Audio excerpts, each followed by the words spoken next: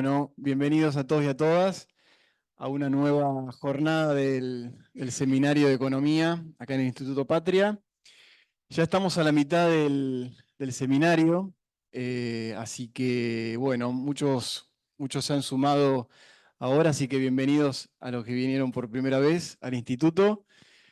Hoy vamos a arrancar con los temas tributarios, ¿sí? O sea, son temas complejos que pedimos un poco de paciencia y trataremos de hacerlo lo más divertido, por llamarlo de un modo posible. Tenemos un panel de lujo que ahora después Paula va a presentar. Y bueno, un poco uno de los temas que se va a tocar acá son el tema de los gastos tributarios, que nosotros acá en el instituto, como ustedes saben, es la casa de nuestra presidenta honoraria, Cristina, que siempre ella lo ha sugerido y lo viene remarcando en distintos informes y demás que circula. Así que bueno, nosotros siguiendo esa línea y otros temas que los compañeros van a hablar sobre cómo mejorar la progresividad en el impuesto, en los distintos impuestos que existen en nuestro país, para poder llevar adelante esta situación económica del país y pensar a futuro, porque este seminario se trata de eso, la Argentina que vendrá y qué propuesta económica vamos a tener para el país. Y en este caso en particular nos toca el tema tributario. Una cosita que antes de darle la palabra a Paula, la jornada se divide en una hora de exposición, en donde cada uno van a tener un tiempo asignado, que esperemos podamos cumplirlo de la mejor manera. Y después vamos a hacer un break de 10 minutos, donde vamos a tomar un café, un capuchino, comer una galletita, y después vamos a hacer la segunda instancia, donde vamos a hacer un ida y vuelta con las preguntas, tanto acá presencial como en la parte virtual también los compañeros van a hacernos llegar las preguntas para los panelistas. Así que bueno, muchas gracias a los invitados y Paula. Bienvenidos y bienvenidas a todos los que están presencial, también a los que están virtuales que nos acompañan de todo el país. Como dijo Juan Pablo, contamos con un panel de lujo de 4 invitados. Bueno, la idea es que vamos a hablar del tema de hacia un aspecto tributario más justo. Con los 4 expositores, vamos a arrancar con una cuestión tributaria en general, después vamos a ahondar con los gastos tributarios, aquellos privilegios de las grandes empresas, ahondando en lo más específico en el marco del presupuesto del 2025. Luego seguiremos por el tema de la progresividad para finalizar con la cuestión de la administración tributaria y el federalismo. Bueno, sin extenderme más, vamos a dejar a este panel que tenemos acá. Les pedimos, 15 minutos, 20, bueno, lo que se pueda. Luego del break, como dijo Juan Pablo, vamos a arrancar con las preguntas. Hay un QR que tienen ahí en la sala, lo pueden escanear y luego del break vamos a ir respondiendo las preguntas. Así que bueno, empezamos por nuestro primer expositor, Jorge Sotelo, licenciado en Filosofía, magíster en Alta Dirección Pública, doctorando en Ciencias Sociales, docente universitario, director de la Maestría de Planificación y Gestión Pública, y durante los últimos 20 años se desempeñó como consultor en planificación y presupuesto en varios países de América Latina. También ocupó diversos cargos de gestión en la administración pública y del 2020 al 2024 estuvo a cargo del área de planificación de la FIP. Muchas gracias, Jorge, te dejo. Muchas gracias. Buenas tardes, compañeras y compañeros. Gracias por la invitación a este panel en el marco del seminario. Y nada, saludar a mi compañera y mis compañeros de panel, Virginia, Fecho, Alejandro. ¿Se escucha abajo? Bueno. Yo voy a hacer, a modo de introducción, voy a compartir algunas reflexiones sobre algunos temas que venimos discutiendo entre nosotros en el marco de un espacio político que conformamos a partir de nuestro paso por la gestión en la FIP, que se llama Peronismo Tributario. Algunas reflexiones sobre el sistema tributario en general, sobre su importancia en el proyecto nacional, sobre las características que debería tener un sistema tributario post-Milei, y también la manera en que el sistema tributario es asediado por pujas de poder, es decir, el sistema tributario como arena de conflicto, ¿no? Sí, primero, reconocer que la cuestión tributaria fue tomando cada vez más relevancia en la discusión política y en la discusión económica, no solamente en Argentina, sino en el mundo, porque hay un reconocimiento de que en el campo tributario se expresan y se dirimen cuestiones de poder que tienen que ver con proyectos antagónicos, ¿no? Por ejemplo, nosotros estamos en la antípoda del gobierno libertario de Javier Milei y sus socios, sus aliados liberales, ¿no? Nosotros creemos que el Estado tiene que tener una fuerte capacidad extractiva, porque nosotros concebimos un Estado activo con un rol protagónico en la orientación y en la dirección del proceso de desarrollo económico y en la justicia social y en la ampliación de derechos, ¿no? Sin embargo, bueno, y aclaro ahí, ¿no? Por capacidad extractiva, la capacidad extractiva se mide generalmente por el indicador de recaudación sobre PIB, ¿no? O sea, presión tributaria. Nosotros ahí pensamos que en realidad la capacidad extractiva tiene dos dimensiones, una cuantitativa, que tiene que ver con la recaudación, y una distributiva o de equidad tributaria, que tiene que ver con la relación entre los aportes de los contribuyentes y su capacidad contributiva. De modo tal de que capacidad extractiva es la capacidad de captar recursos de la sociedad en un marco de progresividad tributaria, ¿no? Y ahí la verdad es que, bueno, el gobierno de Milei viene claramente funcionando en sentido contrario en ambos aspectos. Es decir, Milei no solamente piensa que los impuestos son un robo, sino que está avanzando claramente en desarmar ciertas imposiciones y armar otras reglas de juego que son claramente claramente con un criterio regresivo, ¿no? ¿Y eso por qué? Bueno, porque Milei representa los intereses de determinados sectores económicos y sociales, o sea, un proyecto político que está orientado en otro sentido.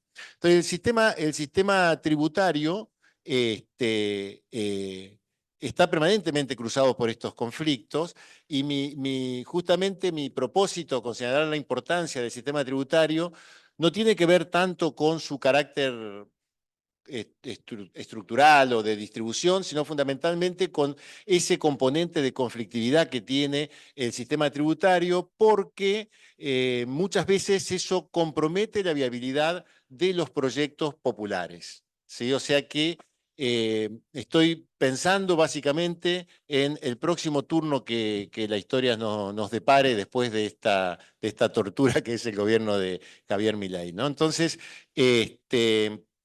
el carácter conflictivo es lo que me interesa. En ese sentido, a mí me gustaría recordar lo que fue el conflicto del 2008 con el campo por las retenciones móviles, ¿sí? Ese es un conflicto que, más allá de las interpretaciones académicas que hay sobre el conflicto, nosotros deberíamos reflexionar mucho sobre eso. ¿Por qué? Porque para mí fue el conflicto más importante que enfrentó el kirchnerismo. Sí, básicamente porque constituyó un punto de inflexión, cambió el patrón de acumulación política que tenía nuestro movimiento, ¿sí? A partir de ahí empezó de alguna manera a resquebrajarse la hegemonía incipiente que se había construido entre el 2003 y el 2008. Poco a poco el kirchnerismo fue obligado a radicalizarse, a volverse más intransigente. Esto llevó a perder un poco de flexibilidad, de plasticidad. O sea, tenemos que reflexionar sobre ese tipo sobre ese conflicto en particular, ¿no? Ahora, los gobiernos enfrentan conflictos todo el tiempo y muchos los resuelven rutinariamente bien. El tema es que hay algunos conflictos que terminan poniendo en jaque al propio proyecto de desarrollo nacional y popular, ¿no? Que logra amenazar incluso, afecta su viabilidad y logra amenazar incluso el éxito de esos proyectos. A ese tipo de conflictos le llamamos conflicto del desarrollo, ¿sí? Y si uno piensa en el conflicto del 2008, vamos a ver que hay interpretaciones que lo ponen como una puja por un excedente extraordinario generado por boom de las commodities. Otros lo ven como un conflicto con la conservadora burguesía pampeana, antiperonista y antiestatista. Otros lo ponen en un marco más general, como si estuviera en el marco de una puja por la autonomía estatal. Pero la verdad de la milanesa es que comenzó con un cambio en el esquema de retenciones móviles. Comenzó en el ámbito tributario, ¿no? A ese tipo de conflicto cuando es muy álgido y pone en riesgo nuestra propia construcción, nosotros le llamamos conflicto tributario. Es un tipo de conflicto de desarrollo, el conflicto tributario que es el que me interesa marcar en este momento, ¿no? Conflictos que pueden empezar por medidas de política, en la política tributaria, por medidas en la administración tributaria, o sea, por cambios de reglas de juego en la estructura tributaria, o sea, en la genoestructura de la situación, o en la administración tributaria, porque la verdad es que la evasión y la elusión son válvulas importantes para inhibir o contener conflictos tributarios potenciales. Entonces, muchas veces también se generan conflictos en el nivel de la administración. El del 2008 no fue el único conflicto. Si uno, no me voy a detener en eso ahora, pero si uno mira la historia tributaria argentina, está llena de conflictos tributarios, ¿no? Quizás el más importante, el primero fue el conflicto por el impuesto a la renta en los primeros gobiernos radicales, que no se logró concretar, que lo concretó después Uriburu por una cuestión de necesidad fiscal. 14 años de idas y vueltas hasta que la élite política del interior dio por tierra con el impuesto a la renta, ¿no? Se dirimió en el legislativo. Otro conflicto que es bastante emblemático es el conflicto por la renta, por el impuesto a la renta normal potencial de la tierra en el 73. Se aprobó en el 73, siguió la discusión con el sector agrícola en el 73-74, y ese impuesto termina no aplicándose, el conflicto se traslada al Ejecutivo, se aprueba en el Legislativo, se traslada al Ejecutivo porque hay actores que empiezan a operar en las diferencias internas que tenía el gobierno peronista en ese momento, ¿no? Entonces, después que renuncia o lo obligan a renunciar al secretario de Agricultura de Cámpora, Ciberti, después de eso, ese impuesto no se aplica. Pero llega a un punto tal el conflicto tributario que los tres agrimensores que estuvieron trabajando en el catastro de Provincia de Buenos Aires y de Santa Fe para aplicar el impuesto a la renta potencial de la tierra, un año después como estaba previsto, hoy forman parte de la lista de los compañeros desaparecidos. ¿Sí? Entonces digo, el conflicto tributario es real, se siente, es una lucha de poder. Entonces el tema acá es cómo nosotros nos movemos con los conflictos tributarios, cómo manejamos esos conflictos, si somos capaces de preverlo, si podemos manejar la fase previa del conflicto tributario, si podemos concitar las alianzas para... Esto es clave, cómo manejarse ante el conflicto tributario, lo vamos a tener seguramente más adelante. Ahora, dos palabritas sobre peronismo y tributación. Un equipo de AFIP, durante nuestra gestión, coordinado por Fecho, hizo un estudio sobre progresividad, una mirada larga desde 1932 a la fecha, ¿sí? Si uno mira la capacidad extractiva, sus dos dimensiones, la capacidad de recaudar y la progresividad, uno puede ver que en el siglo XX hasta nuestros días hay dos procesos en donde hay una fuerte capacidad extractiva, recaudación y progresividad. Esos dos momentos históricos son momentos de gobiernos peronistas. Uno de ellos es en los primeros gobiernos de Perón, del 46 al 55, y el otro en los 12 años de kirchnerismo, del 2003 al 2015. Alta recaudación, pero también buen comportamiento de la progresividad. Hay un tercer periodo peronista también, que es el de los 90, el de Menem, en donde también hay una alta recaudación, pero un derrumbe de la progresividad o un incremento de la regresividad, o sea que no nos cuenta como como un caso de buena capacidad extractiva, ¿no? La pregunta ante esto es, ¿cuál fue la estrategia del peronismo para lograr este buen desempeño en materia de capacidad extractiva? Porque uno, para lograr estos resultados, puede operar o a nivel de la política tributaria o a nivel de la administración tributaria. ¿Qué hizo el peronismo? Bueno, uno podría decir que tuvo una estrategia pragmática. Alejandro diría una estrategia integral, tocó en distintos lugares a la vez, una mirada más benévola.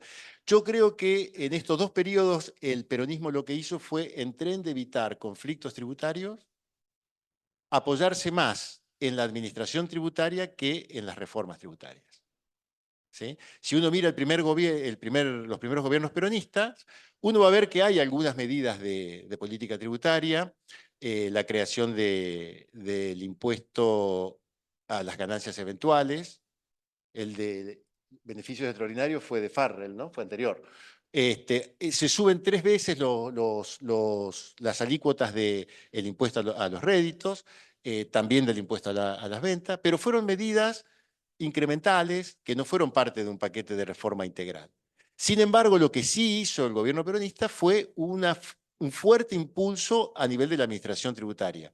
Ahí se creó la DGI, se fusionaron todas las instituciones que tenían que ver con la recolección de impuestos, se creó la estructura territorial de DGI que hoy existe, se creó en ese momento abarcando todo el país. Hubo una estrategia de calificación del recurso humano, de profesionalización del recurso humano muy, muy fuerte.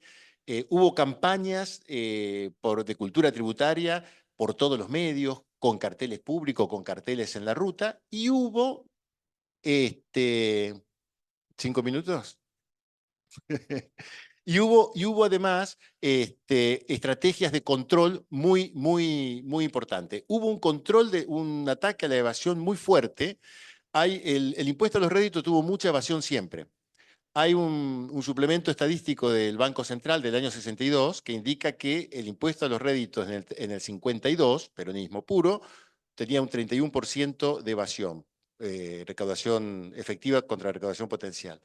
En el 54, unos años después del golpe, eso ya había subido por encima del 40%. O sea, hubo un ataque a la evasión realmente muy fuerte, ¿no? Y en el 2003-2015 pasó algo parecido. No hubo grandes medidas de política tributaria, sí hubo un énfasis.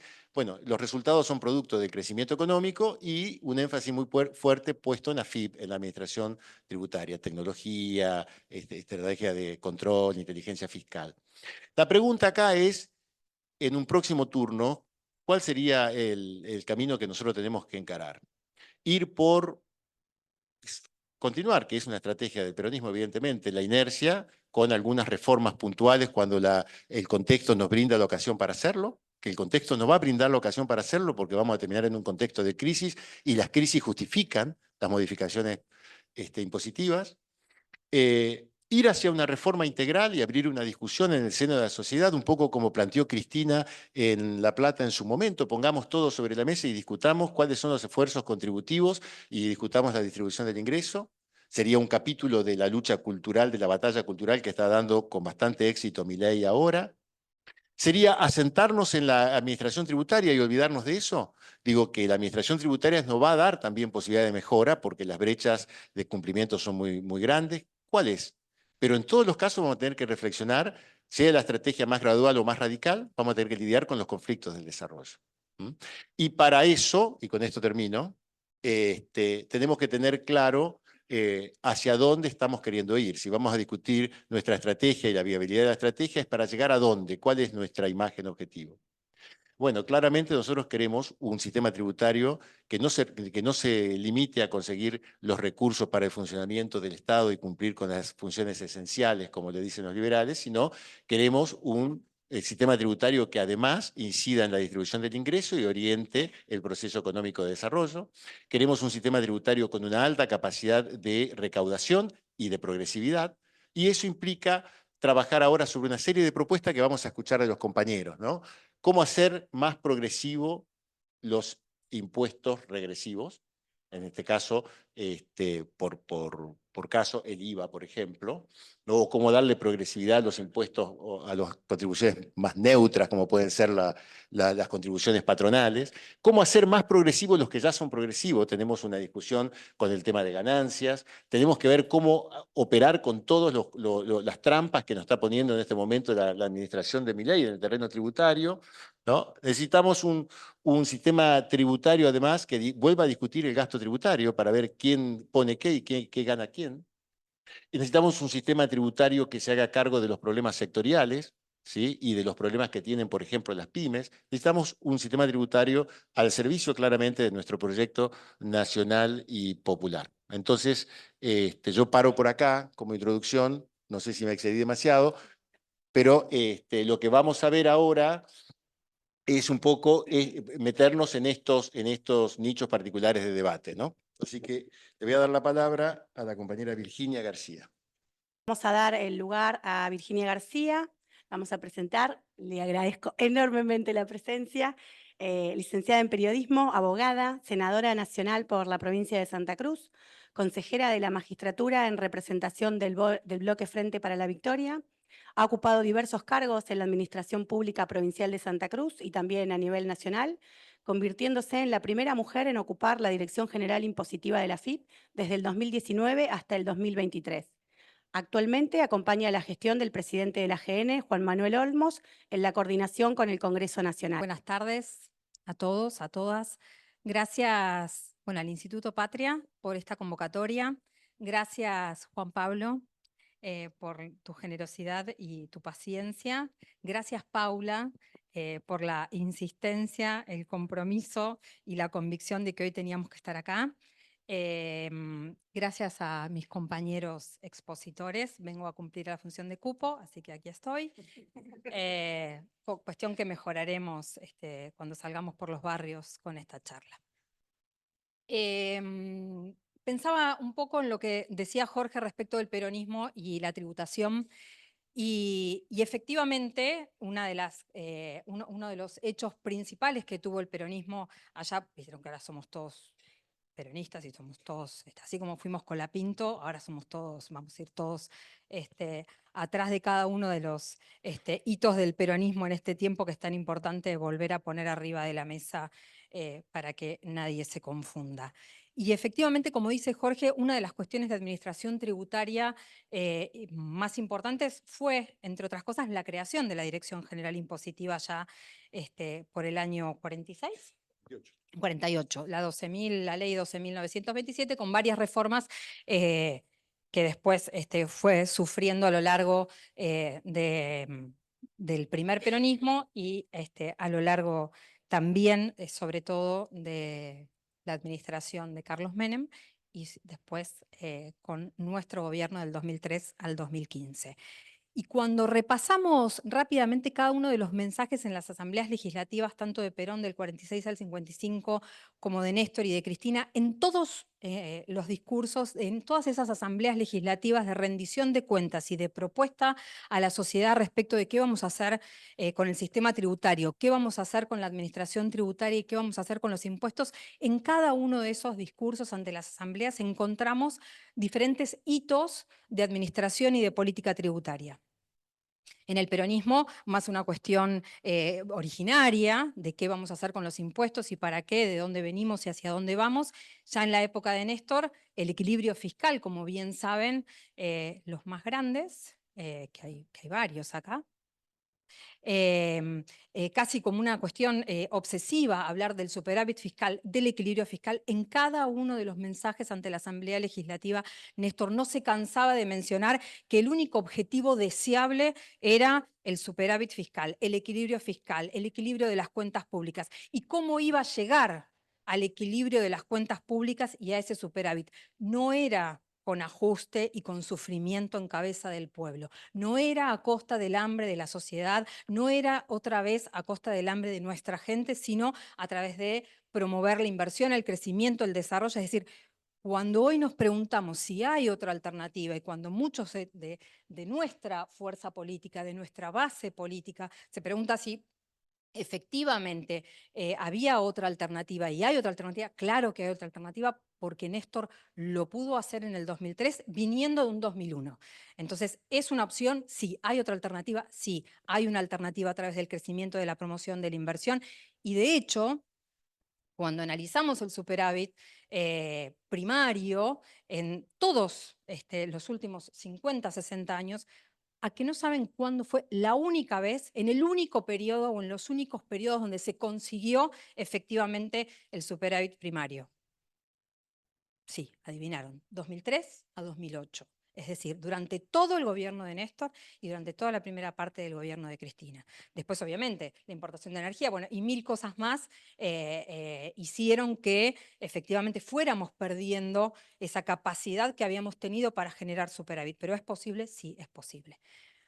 A mí fundamentalmente me tocaba hablar un poco de déficit fiscal y sobre todo de gasto tributario.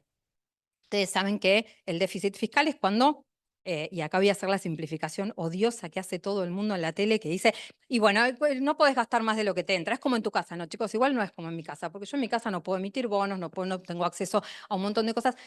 Es una simplificación para tratar de entender cómo funciona, pero la verdad es que no funciona el Estado como funciona nuestra casa porque es un poquitito más complejo. Pero en definitiva tiene que ver con eso. El déficit tiene que ver cuando nuestros gastos, cuando uno mide los gastos del Estado en un periodo determinado, que generalmente es un año, bueno, ese gasto es mayor a los ingresos.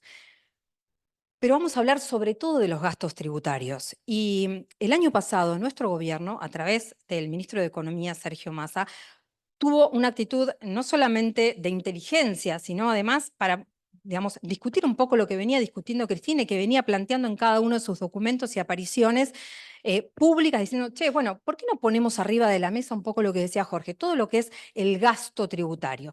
El gasto tributario es una concepción, es un concepto que surge allá por los 60, sobre todo en Alemania y Estados Unidos, y después ya en los 80 un poco se populariza, no solo en América Latina, sino en los distintos países, tanto que integran el Fondo Monetario Internacional como hoy los que integran la OCDE. Y el año pasado, les decía, nuestro gobierno lo que hizo fue decir, che, acá la famosa separata que ustedes deben haber escuchado, la separata eran unas hojitas, que yo las tengo por acá, que lo que decían era, che, acá hay un montón de cosas que nosotros dejamos de percibir. Es decir, el gasto tributario son un montón de conceptos que el Estado deja de percibir. Acá Fecho probablemente tenga alguna discusión metodológica respecto de qué incluye, qué podemos incluir dentro de gasto tributario. ¿Por qué? Porque hay una discusión respecto de lo que es a largo plazo. Es decir, se considera gasto tributario solo lo que no vas a percibir nunca más. Es decir, lo que vas a perder a largo plazo. Si es, por ejemplo, un diferimiento de impuestos, hay algunos que dicen que no es un gasto tributario porque en algún momento vos lo vas a percibir como Estado, y hay otros más ortodoxos que dicen efectivamente es un gasto tributario. No sé qué pensará usted. ¿Qué piensa? Siga, siga nomás. Siga, siga. ¿Siga la Molina? Bueno, después lo vamos a dejar Alfredo, que entiende y mucho respecto de la cuestión metodológica, si incluimos ese diferimiento como gasto tributario, si lo vamos a contabilizar o no lo vamos a contabilizar. Pero en definitiva, el gasto tiene que ver con aquellas cuestiones de política económica, con aquellas cuestiones que define un gobierno que va a promover, ustedes habrán escuchado 1500 veces el tema de economía del conocimiento, lo que fue la famosa promoción del software allá por el 2004 con Néstor Kirchner, y que después, durante el gobierno de Mauricio Macri y luego con nuestro gobierno, se transformó en lo que era la economía del conocimiento. Es decir, son determinadas decisiones que toma un gobierno en un momento determinado para promover sectores de la economía, actores, actividades, etcétera, etcétera, etcétera. Esto tiene que ver para promover de qué manera, dejando de percibir, es decir, es plata que al Estado no le entra. No le entra ¿por qué? Porque entiende que le va a entrar de una manera indirecta para promover trabajo, para crear empleo, etcétera, etcétera, etcétera. No sé si va pasando. Ah, tengo que ir diciendo, uy, qué desprolija que soy.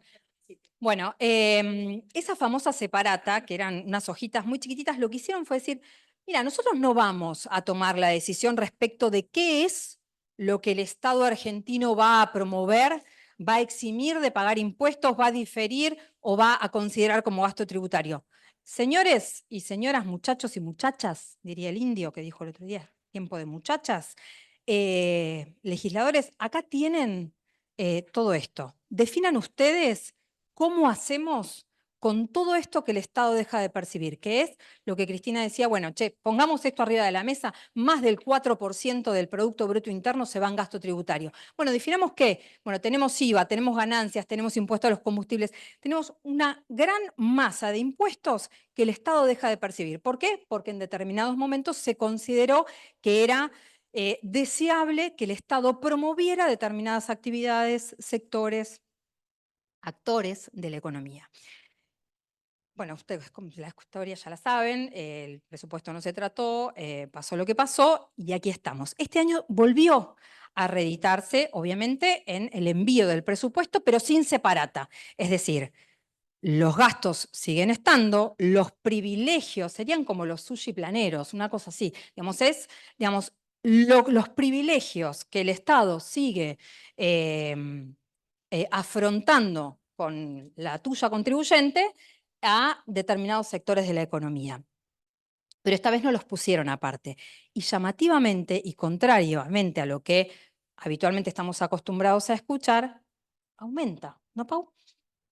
Efectivamente aumenta en más de un punto el gasto tributario, es decir, que el Estado sigue promoviendo en más de un punto estos beneficios impositivos a determinados sectores y actores. En el 2023, para el ejercicio 2023, el porcentaje de gastos tributarios era del 2,55 sobre el Producto Bruto Interno. En el 2024 lo bajábamos nosotros un poquito y era el 2,34. En el 2025, lo vamos a ver por acá, en el 2025 aumenta 1,2 y llegamos a un 3,54. Es decir, los malos, feos y sucios, 2,55, pasábamos a 2,34 y los libertarios, 3,54. 1,2 por encima de lo que habíamos pensado nosotros para el ejercicio 2024. Es decir, siguen.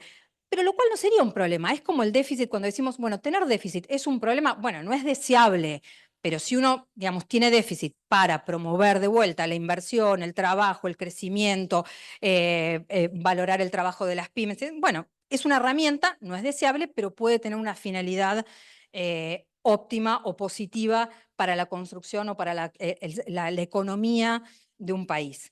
El problema es cómo se distribuye ese privilegio impositivo y la distribución es cada vez más regresiva. La distribución siempre vuelve a caer y pesa más sobre los sectores que menos tienen y pesa muchísimo menos, es decir, le vamos a cobrar mucho menos a los que más tienen. Ese es el problema. El problema del gasto tributario es para qué lo utilizamos y cómo se distribuye ese gasto tributario, porque el gasto tributario es una decisión de política económica, es una decisión que toma un Estado, que toma un gobierno a través del Estado y a través de las herramientas que tiene para promover determinadas cuestiones. En un momento pueden promover determinadas cuestiones y en otro momento el Estado decidir y el gobierno de turno decidir que estas actividades ya no se promueven más y que ahora vamos a hacer esto otro. El problema es cuando dejamos de cobrar bienes personales y aumentamos el monotributo. Digo, bienes personales, patrimonio, la gente que más tiene, monotributo, no tengo que explicarles, muchos de ustedes seguramente sean monotributistas. No tengo que explicarte, como dice un programa de radio, los monotributistas. No tengo que explicarte, digamos, la asimetría de esa decisión de política de un Estado. ¿Qué más? Tengo 5 minutos. ¿Qué más es importante? Bueno, ahí va a ir pasando, digamos, cómo se fue distribuyendo con impuesto a las ganancias. El año pasado, en esa famosa separata, donde se distribuía, decían, bueno, veamos cuáles son estas opciones y sepamos que hay algunas alternativas. Una alternativa, por ejemplo, es ver qué hacemos con economía del conocimiento. Otra alternativa que no está incluido dentro de los gastos tributarios, pero no deja de ser un gasto que debe ser estimado, es el ajuste por inflación. Bueno, había todo un análisis que finalmente no sucedió. Este año continúa siendo parte de nuestros gastos tributarios, no está blanqueado de esa manera para que no se discuta de la manera que se pretendió discutir el año pasado, y saber que el gasto tributario es una manera de imprimirle un poco de transparencia fiscal. Es decir, bueno, nosotros estamos tratando de decirle a la sociedad en qué gastamos y cuáles son nuestras decisiones a partir de lo que decidimos gastar. Entonces, los privilegios continúan. Quizás no con tanto zoom, no con tanta lupa, a lo mejor no lo tenemos tan claro porque no se discutió todavía o no se discutió de la misma manera. Lo importante es qué podríamos hacer con todo ese gasto, que es un poco la filmina que tenemos ahí. ¿Qué podríamos cubrir con todos estos privilegios que aún no en separata, pero siguen estando en la ley de presupuesto, como por ejemplo la exención del pago de ganancias al Poder Judicial? Y bueno, esa decisión de política económica o esa decisión política que toma el Estado de no cobrarle impuesto a las ganancias a un sector determinado cuando toda la población alcanzada lo hace con esfuerzo y digamos, no solamente en el impuesto a las ganancias, sino en el IVA, por ejemplo, que es el más regresivo de todos, lo pagamos todos, bueno, con ese monto que el Estado deja de percibir, por ejemplo, se podría cubrir el presupuesto de 39 universidades nacionales que están en agenda, está el tema de las universidades nacionales y el financiamiento. Con lo cual, ¿tenemos alternativas? Sí. ¿Es a través del sufrimiento y del hambre de la población y del ajuste? No. Hay que poner de vuelta en agenda. De la misma manera que lo hicimos nosotros el año pasado, ya tendremos turno, diría Jorge, de volver a discutirlo, cuáles son nuestras decisiones de política económica, qué tenemos que volver a discutir, qué podemos hacer con cada uno de los impuestos, cómo vamos a distribuir esa carga pesada que muchas veces es la carga impositiva y la presión, más allá de que no hay tiempo, pero ni somos el país que más cobra impuestos, ni somos el país que mayor presión impositiva tiene, ni somos los peores del mundo, estamos por debajo de cualquier promedio de la OCDE, del Fondo Monetario, no tenemos el mayor gasto público, no tenemos la mayor presión impositiva o tributaria. Podemos ir haciendo una clase por cada una de estas cosas, seminarios por cada uno de estos temas. Lo importante es que tenemos alternativas y que la propuesta, tanto Fecho, pero sobre todo Alejandro, decimos, nuestra propuesta es, vayamos a un sistema de simplificación. Sí, claro, cuando nosotros nos tocó estar en la gestión, hemos tomado diferentes decisiones que fueron en este sentido y Alejandro las va a contar un poquito. Mayor simplificación. No sé si es un tema de los pocos impuestos, los muchos impuestos. La verdad es que la carga impositiva pesa sobre muy pocos impuestos. Los que paga la mayoría de la población son muy pocos, pero sí, pocos o muchos tienen que ser eficientes y tienen que ser controlados, tiene que haber mucho control para su cumplimiento. Eso es lo más importante, más allá de que sean muchos o sean pocos. Entonces, vamos a mayor simplificación, vamos a mayor control del cumplimiento y vamos a un sistema mucho más justo y mucho más equitativo, de lo cual van a hablar tanto Alfredo como Alejandro. Muchas gracias de nuevo. Perdón si fue medio desordenado. Gracias, Virginia. El PowerPoint, la presentación, va a quedar en la página para que después cada uno quiera consultarlo. Vamos a continuar con nuestra exposición. Ahora viene el turno de Alfredo Iñiguez. Él es licenciado en Economía, especialista en Economía Tributaria y docente de Estructura Impositiva Argentina en UNDAP y de Política Tributaria en UNAG. Bueno, muchísimas gracias, Alfredo. Te dejo la palabra. Muchas gracias. Gracias a todos, a los presentes, a los que están acá, a quienes tomaron la decisión de invitarnos. Simplifico, gracias. Bien, se complica después de las exposiciones que acabo de escuchar, muy buenas, por cierto. No, por los dos. Mi intención es, en primer lugar, ordeno un poco la exposición que tengo prevista. En primer lugar, identificar lo que yo creo que son los problemas sobre los cuales debe intervenir una potencial reforma tributaria. Como siempre, se tiene que analizar toda política pública. Y una vez identificados los problemas, o los más importantes, o los que a mí me parecieron más importantes en la actualidad, entrar en 3 ejemplos puntuales de algunas de las medidas que nos parece, incluso discutiéndolo acá con los compañeros, serían de las que más interés tendrían, incluso en las cuales más consenso tenemos, ¿sí? Porque, como en todos los temas, no siempre estamos de acuerdo en lo que creemos que hay que hacer. Entonces, digo, para empezar por ahí, digamos, bueno, ¿a qué problemas nos enfrentamos o a qué problemas se enfrenta el sistema tributario?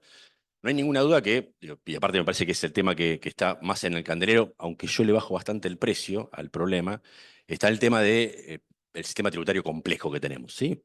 Por un lado, porque somos un Estado federal y por lo tanto hay distintos niveles estaduales y en consecuencia subsistemas nacional, provincial y municipal de los tributos que generan una dificultad a priori porque los 3 tienen potestades tributarias y corresponde que así se aplique.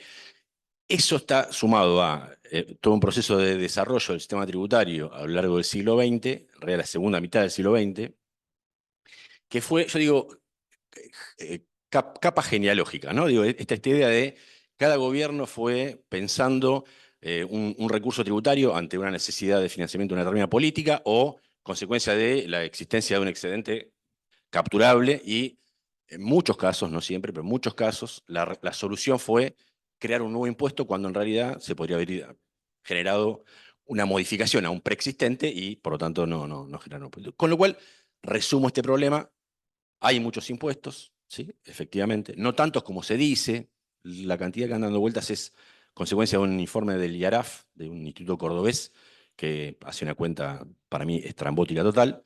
Hay 40 tributos, ¿sí? O por ahí, hay menos de 20 nacionales, una docena nacionales, provinciales y algunos más municipales que son bastante difíciles de medir porque en realidad depende de qué municipio vivamos para tener una idea de cuántos son en definitiva.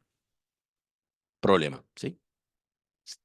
Objetivo para resolver el problema, simplificación del sistema tributario.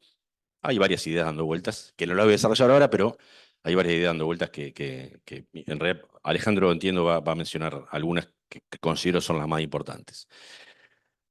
Otra cuestión que es fundamental es, después, en términos del destino de esos recursos, que el Estado Nacional, lo que recauda, gran parte de lo que recauda, y así está diseñado desde el principio del sistema tributario argentino, corresponde a las provincias, ¿sí? Porque son fuentes de recursos que deberían ser recaudados por la provincia, que las provincias delegan al Estado Nacional o a la Administración Tributaria Nacional para que se encargue de recaudarlos. Bueno, eso conlleva la necesidad de la existencia de un sistema de coparticipación federal de impuestos que, creo que todos lo sabemos, es de una ley, la 23.548, el nombre lo indica, ya vencida en diciembre del 89, tiene 30 y pico de años de vencimiento, y que por una cuestión de la ultraactividad, o sea, lo que definió la ley fue que si no hay una ley que la reemplace, sigue vigente, bueno, sigue vigente esa ley que fue diseñada a los ponchazos para la necesidad de responder a una necesidad política del momento. Claramente ahí hay otra intervención, un problema grave, ¿sí? Y otra intervención necesaria. Ya entrando más en el sistema tributario y cómo pega en cuanto a la base del sistema, un problema que no es exclusivo de Argentina, pero que Argentina tiene reconocido mérito en la cuestión, que es el incumplimiento tributario. ¿Sí? Lo que usualmente usamos evasión, que es el caso más importante del incumplimiento, pero además está la morosidad y después está la elusión, que está ahí en un plano que se cruza entre el incumplimiento y la brecha normativa, que se llama, que otro de los problemas que voy a identificar. Acá está clarísimo, tenemos dos partes de este problema. Por un lado, el no registro de la actividad en sí misma, o sea, lo que es la informalidad, sobre todo en el sector informal urbano, ¿sí? Que es básicamente la economía de subsistencia, que ahí siempre hay algunos temas delicados porque requiere, en muchos casos requieren del incumplimiento para la propia subsistencia, con lo cual ahí el sistema tributario intenta intervenir vía el monotributo sobre esa cuestión, pero la cuestión más importante del incumplimiento está en la subdeclaración, ¿sí? Y las operaciones dirigidas a evitar el pago de impuestos de las grandes empresas. Digamos, ¿no? Ahí está el núcleo duro del incumplimiento, tanto en términos de la significatividad, en términos de recaudación, como en cuanto a la viabilidad política sobre la intervención. Algunas cosas vamos a decir sobre esto, pero no es el eje central de lo que me voy a detener. El otro problema que yo identifico como relevante es la brecha normativa, esta que mencioné, que se complementa con la brecha del cumplimiento, que en general está el tema de gasto tributario, ¿sí? Formando parte de esta brecha, pero también hay, bueno, la elusión entraría, como dije, mitad en esta y mitad en la de incumplimiento. Y hay una cuestión que me parece que es muy relevante, por lo cual me parece que hoy, yo jamás la había puesto como problema hasta ahora, lo estoy haciendo en este momento, en todas las cosas que he escrito a lo largo de mi vida, aparece con la 27743, ¿sí? Con la ley de paquete fiscal, medidas paliativas, qué sé yo. ¿Por qué? Porque ahí aparecen dos regímenes de estabilidad fiscal que nos van a generar serios problemas para el diseño del sistema tributario de futuro. El RIGI, tan conocido para las inversiones, y uno que no está, por lo menos no veo tan presente en las discusiones, que es el REIB, ¿sí? encima tiene hasta una sigla difícil de pronunciar, que es el régimen especial del impuesto a los bienes personales. Sí que es mentira, no es a los bienes personales, sino que es a la imposición patrimonial, digamos, ¿no? Que ahí ya hasta el propio nombre esconde una trampa, digamos, ¿no? Que implica estabilidad fiscal hasta el 2038.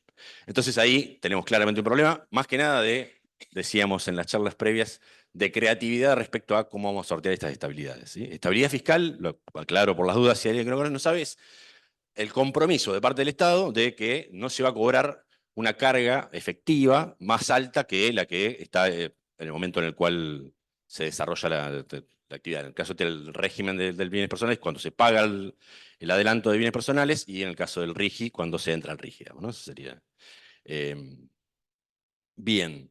Y el último, que es el que siempre nos ha llevado la mayor atención a nosotros, no tengo idea cuándo voy el tiempo, pero vamos.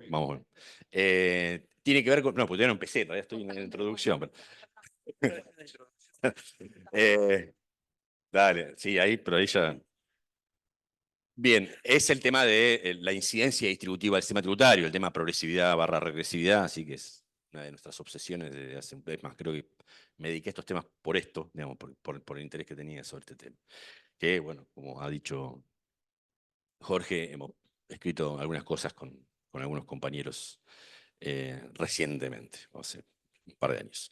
Bien, en esto sí vamos a prestar un poquito más de atención, pero está claro, el sistema tributario argentino es regresivo por excelencia, por historia, no, ha dejado de serlo en muy pocos periodos a lo largo de la historia.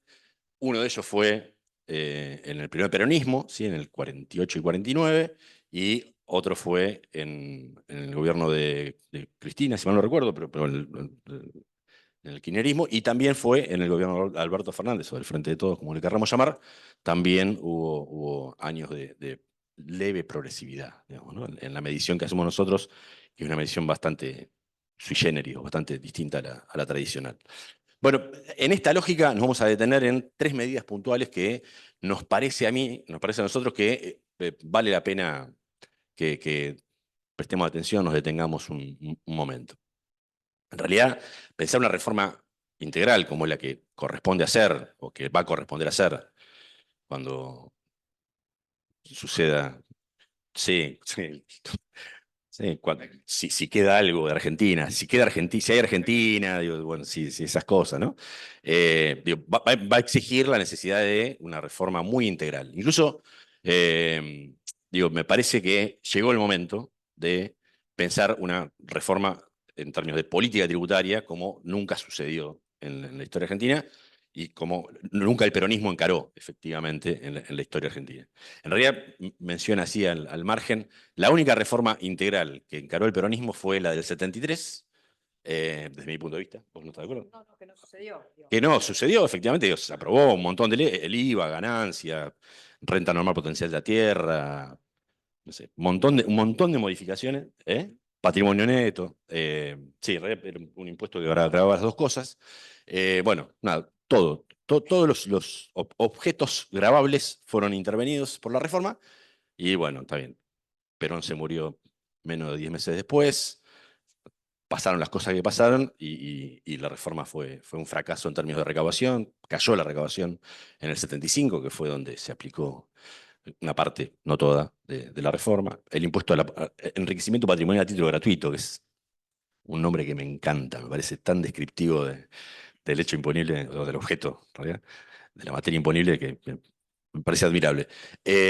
Vuelvo, salgo del paréntesis, y vamos a las 3 medidas que estamos, por las que estamos encarando la cuestión. Hay cosas que deliberadamente no vamos a intervenir, para evitar algún tipo de debate que se nos llevaría mucho tiempo. Vamos a analizar 3 medidas muy breves, muy cortito.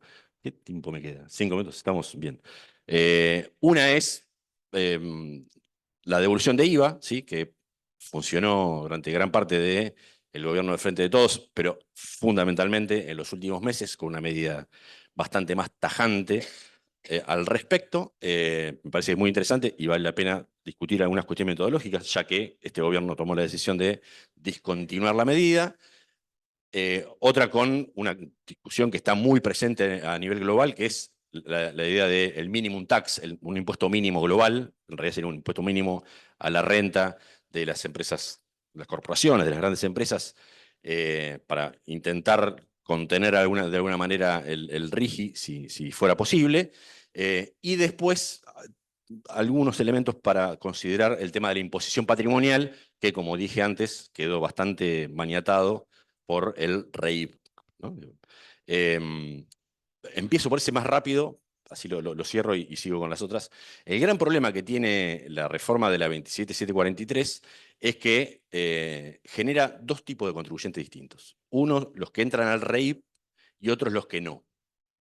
Los que entran al REIP, que pagan por adelantado de acá hasta el 2027, todo lo que les corresponde pagar, a partir del 2028 van a tener una alícuota del 0,25 y hasta el 2038 va a ser 0,25 toda la imposición patrimonial.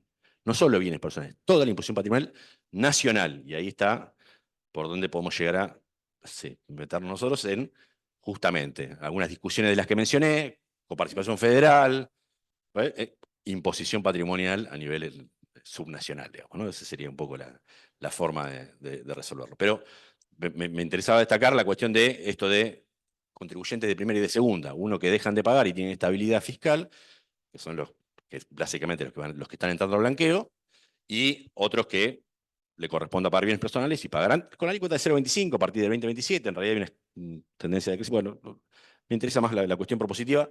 Tenemos que pensar, porque desde nuestro punto de vista, y está empezando a volver a la discusión a nivel internacional, la imposición patrimonial es fundamental, fundamental en cualquier lugar del mundo, pero en Argentina y en los países de altísima evasión y de altísima capacidad de reacción a un sistema tributario que capte el excedente, como fue la historia argentina, es fundamental porque la distribución de los patrimonios es recontra injusta y aparte, bueno, está Tomás Piketty, hay varios autores que están trabajando mucho sobre la cuestión y hay muchas discusiones nuevas que se están dando sobre el tema. Hay todo un mundo ahí por explorar que, como dije, queda bastante apretado con el régimen del REIP. En la devolución de IVA, en la devolución de IVA, la cosa sería bastante parecida a lo que fue la última parte del año pasado. Me parece que hay una cuestión que es fundamental y es la gran diferencia que yo considero que hay que tener en cuenta, que es no focalizar, ¿sí? Tiene que ser universal. Basta de políticas focalizadas. Las políticas focalizadas en esto y en otras cosas están segmentando la población y nos están generando peleas entre pobres, ¿sí? O entre estratos medios y pobres. Basta de focalización, hay que volver a las políticas universales. Otro paréntesis, no es casual que las dos medidas que le entraron profundo al actual gobierno fueron dos medidas universales, ¿sí? Universidades y sistema jubilatorio, y aparte con sesgo hacia los sectores medios altos, ¿sí? No digo que se lo sea bajo ningún punto de vista, pero tienen sesgo ambos, uno porque se mueren más jóvenes y otro porque tienen alguna dificultad para acceder a la universidad, efectivamente los sectores pobres, aunque entran en proporciones muy significativas y sobre todo en los últimos años. Digo, para pensarlo del lado de la política pública, pero me parece que la política tributaria también vale la pena la cuestión. ¿Cómo se resuelve el tema de, bueno, le estamos dando plata a los ricos? Con un tope no demasiado alto, mensual, y ahí lo cerraste. ¿Qué fue lo que funcionó? Lo que funcionó, claro, a fin de año, nada más que estaba además segmentado en términos de ingresos. Incluso hay otras cuestiones, porque entre las exenciones que tenemos está el arancel de la educación privada. Nunca logré entender cómo un lápiz paga IVA y el arancel de una escuela de la high qué sé yo qué está exento. Nunca lo logré entender. Y el fideo, ni hablar, digamos, ¿no? Digo el lápiz porque forma parte de los insumos necesarios para el proceso de educación. Y también con las prepagas, por ejemplo, que tienen alícuota del 10,5. ¿Sí? Digo, se podría discutir. Digo, entonces, uno podría pensar alguna articulación de medidas que resuelvan incluso hasta el tema financiero. Y otra cuestión a tener en cuenta, que no estuvo contemplado en la medida anterior, fue resolver algo por el lado de la oferta. ¿Sí? El problema de las devoluciones de IVA es que genera segmentación, o sea, concentración del consumo en los grandes centros de venta, digamos, ¿no? Los supermercados y ese tipo de cuestiones. Bueno, hay que tener una política de un subsidio a el pequeño contribuyente que, claro, los negocios de cercanía, que que vendan con los instrumentos disponibles para que la devolución suceda. Me parece que con esas dos medidas estamos bastante bien para que sea un IVA progresivo, que es un poco lo que estamos apuntando por esta cuestión. La clave es el tema de la devolución con un tope que va a ser más alta o más baja en función de esto que digo. Si incluimos educación privada, a lo mejor la podemos extender un poco más porque los estratos más altos, medianos altos, claramente van a dejar todo el IVA de devolución en ese tipo de contribución. Digo, algo así muy general creo que se entendió para pensarlo.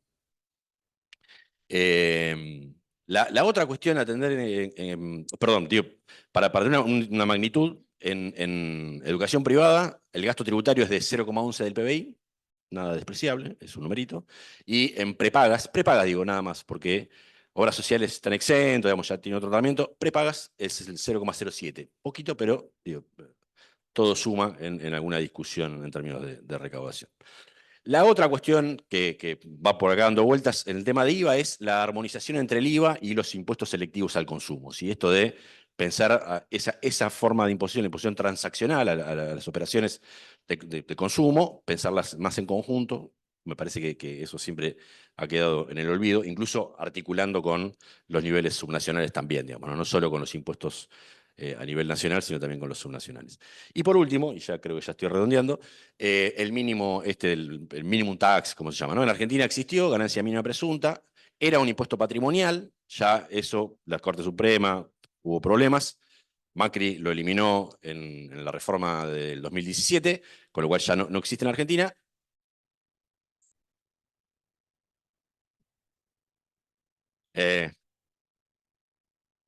Sí.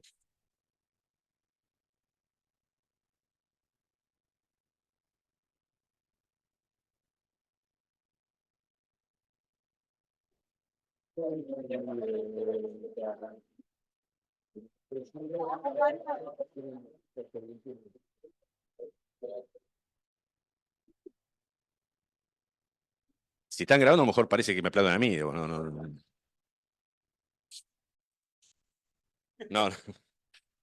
mis expresiones. Claro, a lo mejor no entienden qué pasó. Claro. Fue a mí. Eh, sí. El mínimo minimum tax, simplemente hay que volver a lo que está pasando en discusión. La OCDE está discutiendo esto en el Pilar 2. Está bastante avanzado, pasa que tiene algunos ruidos fuertes en cuanto a dónde va la recaudación, ¿sí? Que se concentra en el capital de origen, claro, entonces digo, hay algunos problemitas, pero no importa, digo, uno puede pensar, y aparte existe en Estados Unidos, en la India, que fue el primero, en la Unión Europea ya están haciendo algo por el estilo, digo, ya se está extendiendo el minimum tax de base nacional, le digo yo, ¿no? Digo, no el global, sino el de base nacional. Digo, me parece que vale la pena pensarlo. Y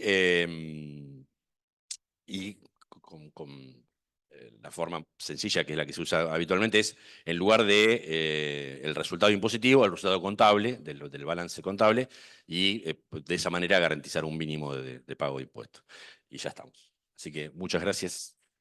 Muchas gracias, Alfredo. Continuamos con la última exposición del día. Alejandro Otero, Contador Público Nacional, magíster en Administración Pública, profesor regular de la UBA y la Universidad Nacional de Moreno, director de Estudios en Finanzas Públicas y Procedimiento Tributario, consejero del Departamento de Economía y Administración, ex subdirector general de Grandes Contribuyentes Nacionales en DGI-AFIP durante el 2021 y 2023, y ex vicedecano coordinador de la carrera de Contador Público, del 2013 al 2020. Bueno, Alejandro, muchísimas gracias. Bueno, buenas tardes. Gracias, me sumo a los agradecimientos y a la celebración por el encuentro. A ver, me toca, como se dijo, hablar de la gestión del sistema tributario.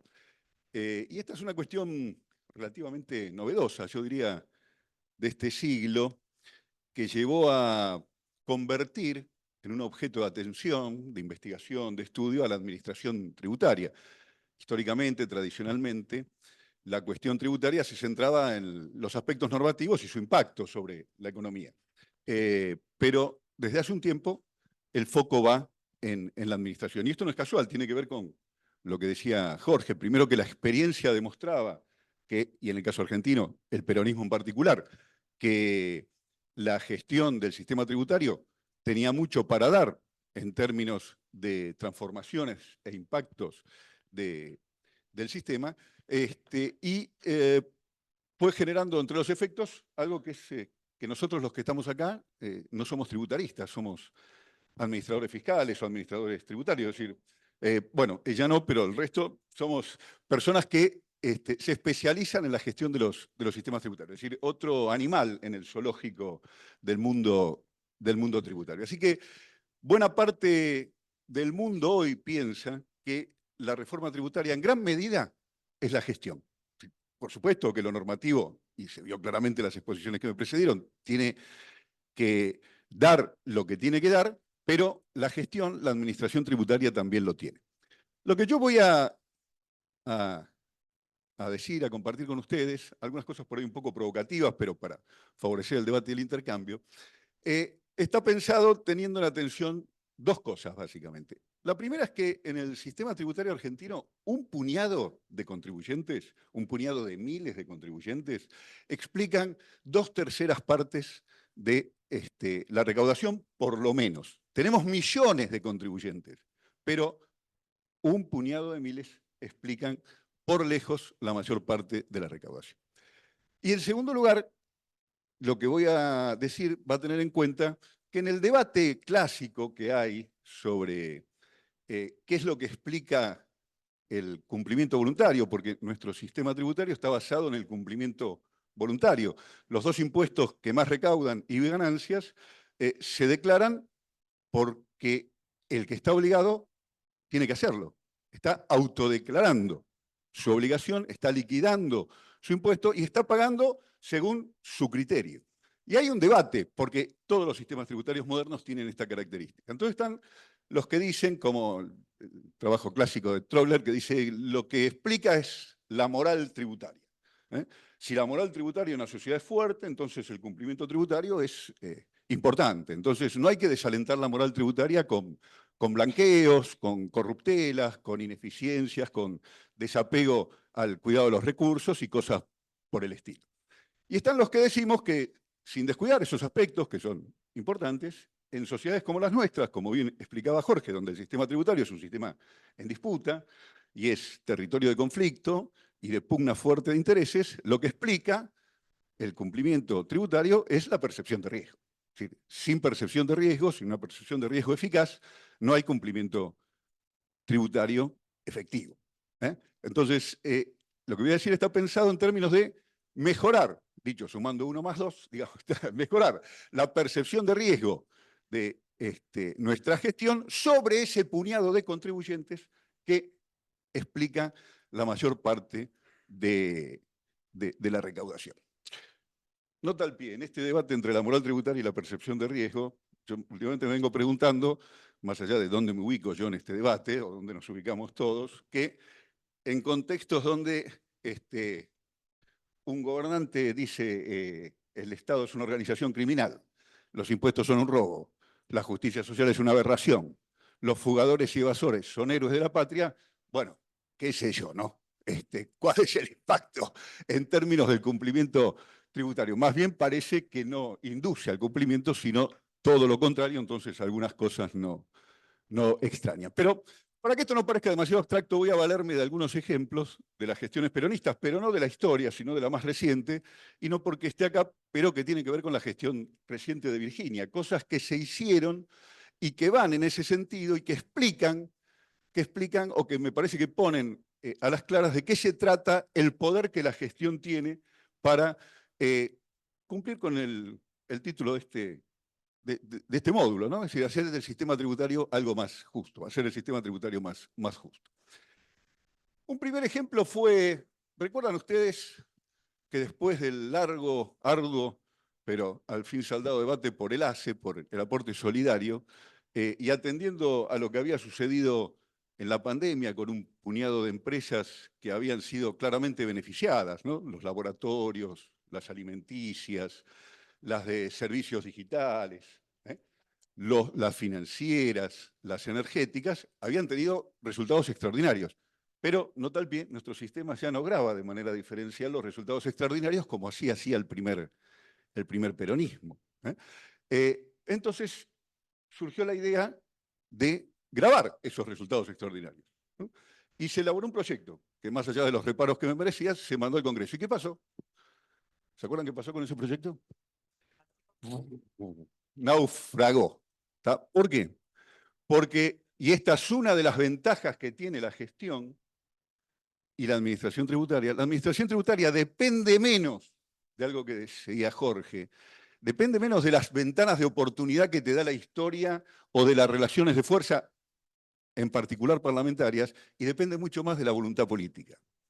Porque la gestión tiene la capacidad de implementar medidas que no requieren trámite parlamentario. Entonces, frente a ese naufragio, sacamos el anticipo extraordinario, ¿se acuerdan? Basado en el artículo 21. Se fundó, las empresas protestaron, la Nación sacó un editorial que decía fascismo tributario. Y vino una catarata de amenazas que esto iba a ser declarado inconstitucional, porque la FIT se excedía, vulneraba el principio de legalidad, inventaba un impuesto. Bueno, le dijimos, artículo 21. No podemos inventar impuestos, pero sí podemos obligar a anticipos. Y el anticipo extraordinario se sancionó, se cumplió, y los que quisieron judicializarlo o discutirlo, perdieron en toda la línea. 1. Ejemplo 2. Hay un viejo debate en la administración tributaria, y en particular en la Argentina, que es cómo es esto que los contribuyentes se pueden financiar con el fisco. Nosotros tenemos cada tanto las moratorias, los blanqueos, pero tenemos siempre un plan de facilidades permanente para que los contribuyentes que están morosos, uno de los 4 jinetes del apocalipsis de la recaudación, la mora, puedan regularizar sus deudas. Esto viene de largo. Hay un régimen basado en el artículo 32 del 11.683 que lo permite. Desde hace no tanto, además, se puede regularizar la deuda corriente. Esto nunca existió. La deuda corriente, la que yo tengo que pagar este mes, la puedo regularizar en un plan de pagos.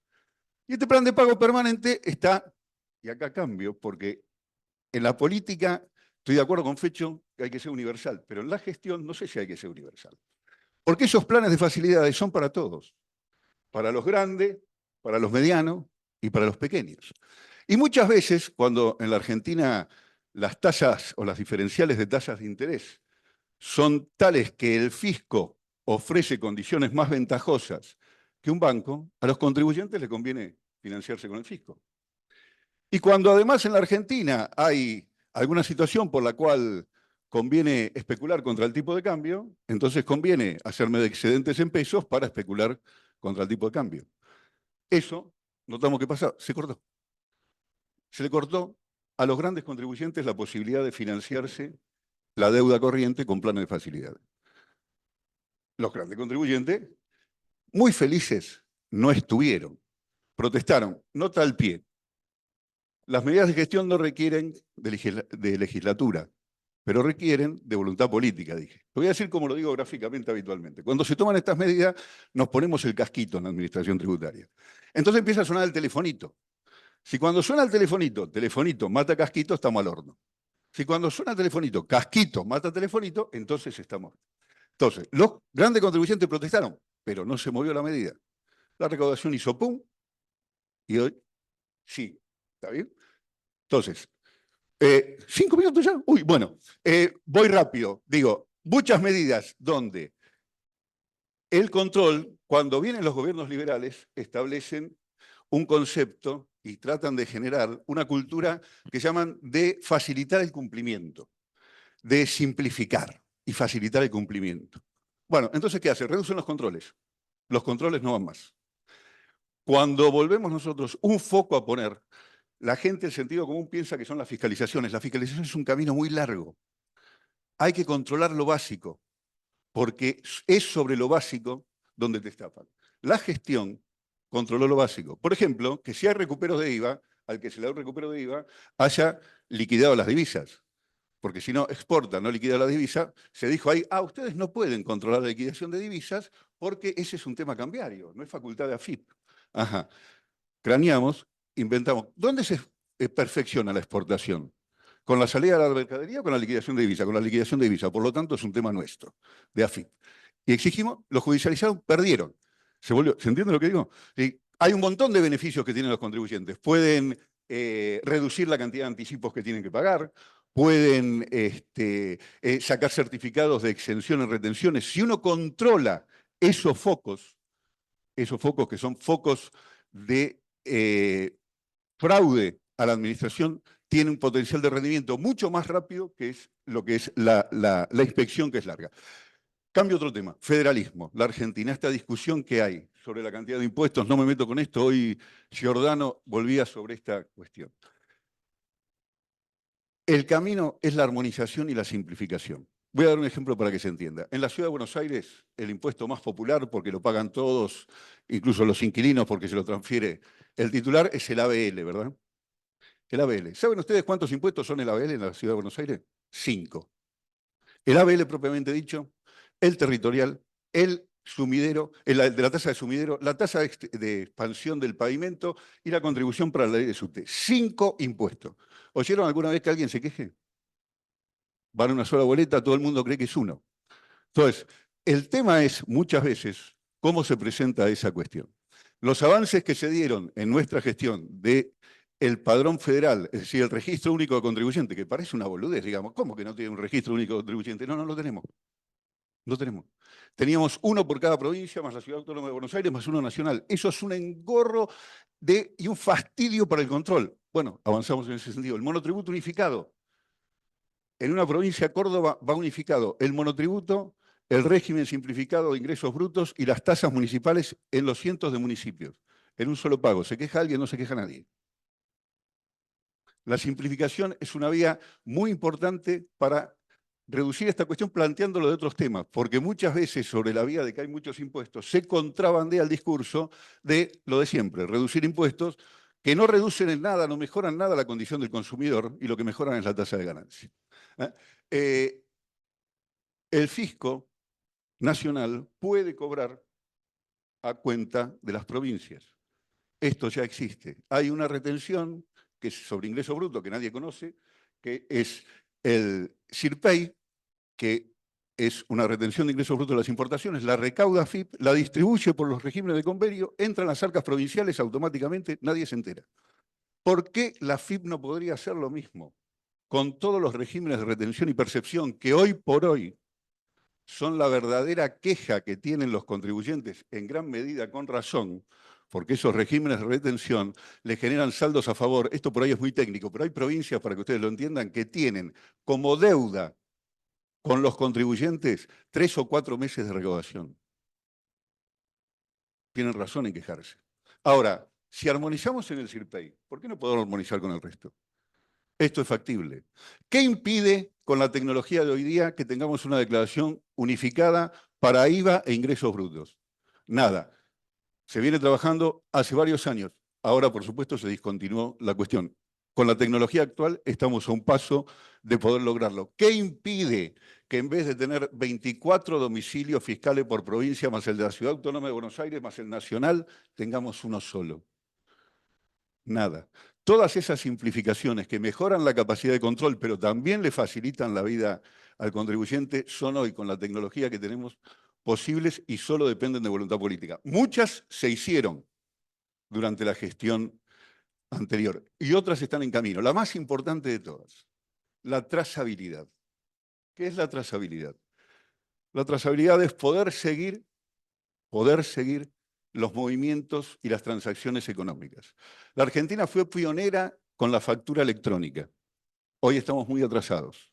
Por ejemplo, no podemos seguir, salvo en un puñado de casos, cuáles son los productos que se facturan. Si los pudiéramos seguir, la percepción de riesgo es mucho, mucho mayor que la que existe hoy cuando los contribuyentes saben que la factura electrónica la tenemos, la información la tenemos, pero lo que consignan ahí, uno pone leche, el otro pone sachê. ¿Y cómo lo unificás eso? Pero además, si pudiéramos a través de un código identificable, hacerlo, no solo tendríamos beneficios impositivos, el control de precio en góndola se acabó. Porque sabemos perfectamente dónde se dan los incrementos en la cadena de valor. Nota al pie, no será raro porque algunas cosas avanzan más rápido y otras avanzan más lento. Las brujas no existen, pero que las hay, las hay. Última. Muchos se preguntan por qué hay tanta evasión en la Argentina. Bueno, hay muchas teorías sobre esto. Yo me dedico hace algunos años a esto. Yo siempre digo, soy anterior a la quit. Cuando yo empecé, anterior a la quit. Así que a mí nadie me va a decir que las cosas no mejoran ni progresan. Mejoran y progresan lentamente, pero es posible y depende en gran medida de la voluntad política. Los incentivos sobre este o para este puñado de contribuyentes que explican la recaudación a no cumplir, en el caso argentino, son muy altos. Por una cuestión que es muy particular de la Argentina, que es que litigar contra el fisco es gratis. ¿Qué quiere decir esto? Miren, para que lo entiendan, y por eso el camino de las inspecciones a mí me resulta un falso camino, me resulta una trampa. Cuando se empieza una inspección que hace temblar a contribuyentes pequeños y medianos, pero a los grandes nunca, la inspección lleva su tiempo. Ya es difícil probar maniobras, porque una cosa es saber y otra cosa es probar. Pero aun cuando uno la probó y le va con el ajuste al gran contribuyente dice, ajá, no, seguí participando. Bueno, ¿qué hace el inspector? Descarga el caso, va a un juez administrativo que empieza el procedimiento de determinación de oficio, que es un procedimiento lento, que tiene que garantizar el derecho de defensa. Terminó el procedimiento de determinación de oficio. Bárbaro, lo notifica. ¿Qué dice el gran contribuyente? Ah, sí, está todo probado, no tengo ninguna para ganar. Pero apelo ante el Tribunal Fiscal de la Nación. Apelo ante el Tribunal Fiscal, que tiene efecto suspensivo, es decir, la FIP no puede ejecutar. En varios países es verdad que existe esta posibilidad, pero en varios países, en casi todos, de mínima, tienen que caucionar, y la caución no es gratis, y el fisco se asegura el cobro. En el caso argentino, además de que el procedimiento tiene estas posibilidades y estas lentitudes, en el medio puede ser que suceda alguna cosa, devaluación o inflación. La deuda, que al momento de la inspección eran 100, con el correr del tiempo se vuelve un 10%. Entonces, atacar el efecto suspensivo, que con Juan Pablo, con Virginia, con Fecho, con Jorge, el senador Parrilli presentó aquel proyecto, ¿se acuerdan que la deuda la garpen los que la fugaron? Ahí se establecía la suspensión del efecto suspensivo. Fuertemente criticado. Nos van a decir de todo, como nos dijeron con los anticipos extraordinarios, con los controles. Van a decir que es inconstitucional, que vulnera el acuerdo de Costa Rica. Sí. Y nosotros le vamos a decir, ¿sabe qué? Planes de facilidades no existen en casi ninguna parte del mundo. Y en otras partes donde podés apelar existe la caución. Entonces, ¿por qué tenemos que ser tan originales? La gestión tiene un potencial enorme en términos de poder hacer del sistema tributario más justo. Requiere de voluntad política. El único que en la historia la tuvo es el peronismo. Es el peronismo. Los liberales, los gobiernos liberales, lo que hacen es desmontar todo eso. Así que ya sabemos cuál es nuestra primera tarea cuando volvamos. Recuperar lo que ellos desmontaron y profundizar aquello que nos quedó por hacer. Gracias. Arrancamos con las preguntas. Vamos a hacer una de presencial y una de la parte virtual. Bien, listo. Bueno, arrancamos. Díaz Leonardo Iván para Alfredo Iñiguez. En pocas palabras, deberíamos considerar algunas medidas que ya se van a aplicar para el nivel global. ¿No sería muy chocante de algún modo desfragmentar muy de repente las medidas tributarias? ¿Quién está? A ver.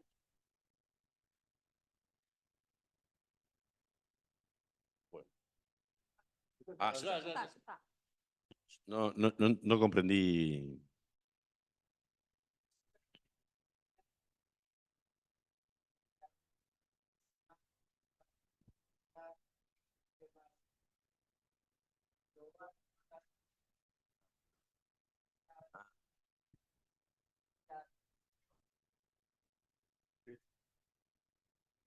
Sí, en realidad lo que dije fue en el marco de lo que dije del IVA y el esquema de devoluciones.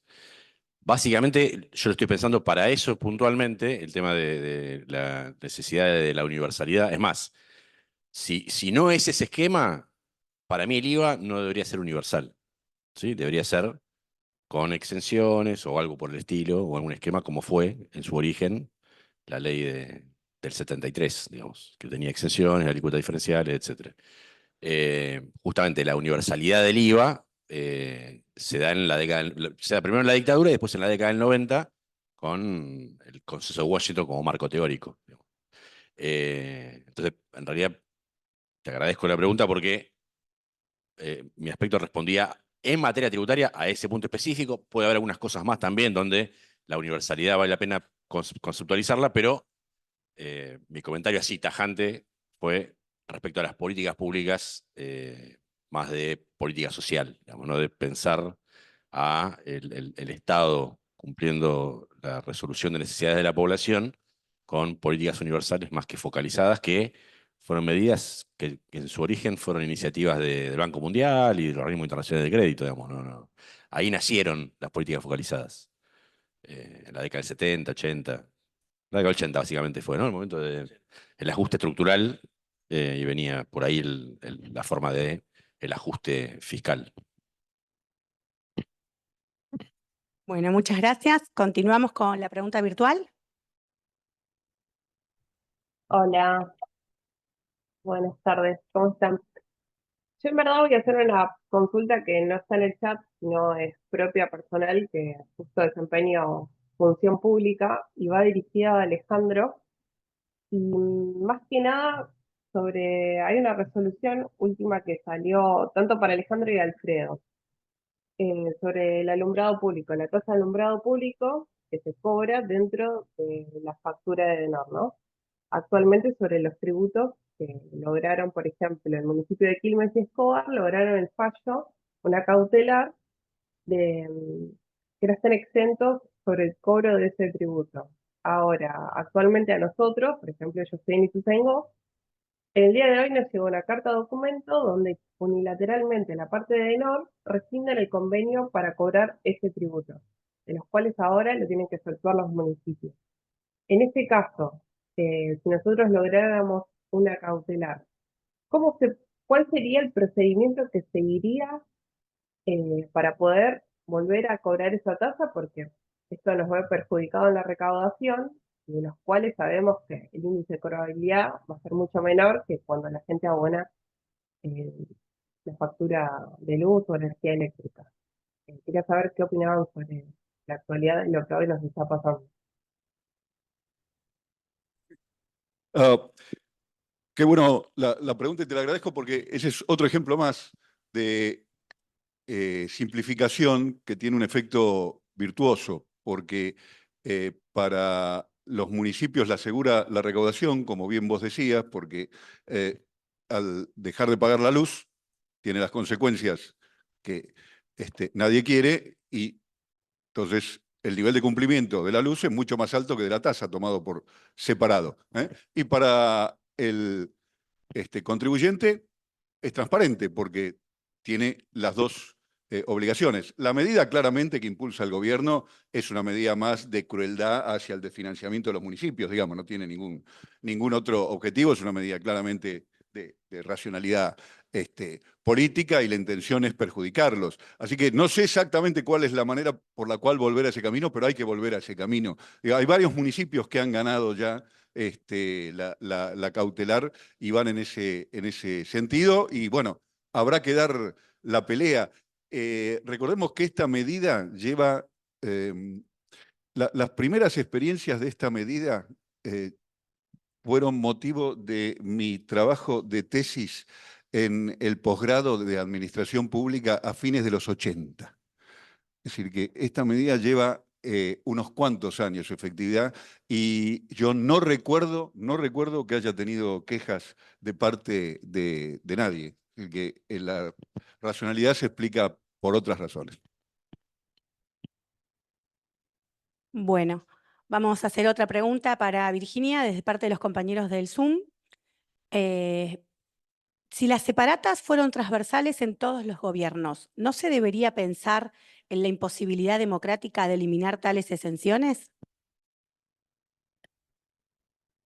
Bueno, muchas gracias por la pregunta. Siguiente pregunta. No, mentira. A ver, la cuestión del gasto tributario dijimos que es algo que está bastante poco estudiado o poco profundizado respecto de su relevancia.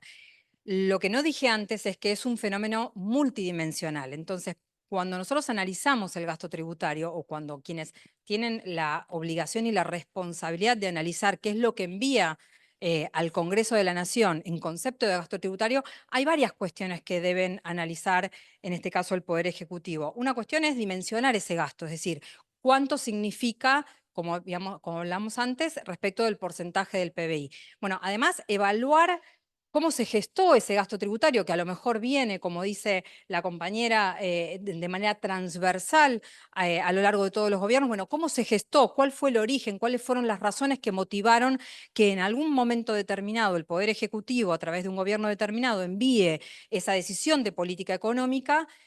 ¿Cómo evolucionó hoy? ¿Dónde estamos parados hoy? Para ver si tiene sentido que esa decisión que se gestó hace 10, 15, 20 años, y dimos el ejemplo de economía del conocimiento, que, digamos, en más de una oportunidad dijeron, bueno, che, ya es mayor de edad, bueno, ya puede volar solo y a lo mejor quienes estuvieron promovidos y amparados por estos beneficios impositivos, a lo mejor este gasto lo podemos derivar a otro sector de la economía para promoverlo. Entonces, hay que evaluar cómo se gestó, hay que analizar desde dónde partimos y dónde estamos hoy. Y también una cuestión de equidad, porque a lo mejor a quienes beneficiamos en ese momento, hoy ya no lo estamos beneficiando y esa detracción o ese monto que el Estado deja de percibir por un beneficio determinado que tuvo un origen determinado, hoy ya no lo es de la misma manera y en definitiva tiene que ver con la política económica. Digo, es una manera, el gasto tributario no es negativo ni malo en sí mismo, sino que es una herramienta que tienen cada uno de los gobiernos para promover y para definir políticas económicas de promoción y de beneficios a determinados sectores o actividades que como país, que como Estado, que en un plan estratégico conviene en un momento determinado, según la idea que tiene ese gobierno, conviene apoyar, ayudar y promover.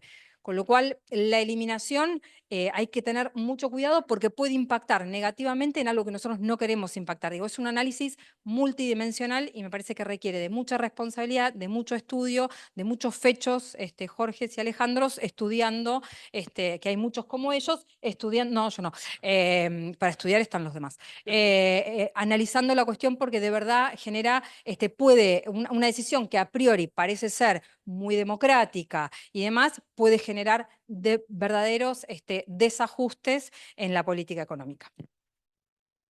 Muchísimas gracias. Bueno, continúa Estefanía con la pregunta. Hola, sí, para Alejandro, la pregunta 13. ¿La unificación impositiva no constituye una pérdida de soberanía provincial? Qué buena pregunta. Para nada. Justamente, en nuestro sistema federal, y quiero decir esto, es decir, cuando muchas veces se cuestiona la cantidad de impuestos, lo hacen personas que viven en países no federales. Entonces tienen una racionalidad sobre la eliminación de los impuestos que se pasa por alto el país federal y que los impuestos provinciales o municipales no pueden ser derogados por leyes nacionales. Entonces, el federalismo tiene complejidades y es así. Hay que aceptarlas y si no, bueno, otra cosa, pero el pacto federal, en tanto exista, hace que nuestro país sea federalista y hay que aceptarlo. ¿No? Te digo, ¿de dónde vienen las críticas? Entonces, justamente la tecnología permite hoy que uno centralice la recaudación y la distribuya a las provincias o a quien corresponda, ¿no? Charlábamos antes en el entretiempo con algunos de asignación específica, sin ningún inconveniente, de manera transparente y automática y diaria al beneficiario, sin afectar las potestades. El que va a crear el gravamen el que va a crear la exención, el que va a crear los sujetos alcanzados, el que va a poner la alícuota, es aquel que tiene la competencia tributaria para hacerlo. Si es un gravamen provincial, será la provincia. Si es municipal, será el Consejo Deliberante local. Y si es nacional, será la nación. Ahora, que esas tres cosas se articulen y que lo recaude uno solo, aprovechando cuestiones de economía de escala y de eficiencia y de eficacia, y luego lo distribuya de acuerdo a lo que se convenga, no hay ningún inconveniente. Les recuerdo que, de hecho, todas las transferencias automáticas que vienen de la coparticipación se hacen de ese modo diariamente, ¿eh? Y pueden ser transparentes y controladas, y de hecho lo son, por las provincias. Así que no, de ninguna manera vulnera las potestades tributarias. Lo que mejora es la eficacia del sistema en su conjunto. Muchas gracias. Bueno, para Jorge Sotelo, ¿cómo piensan un plan para tener educación tributaria en las escuelas?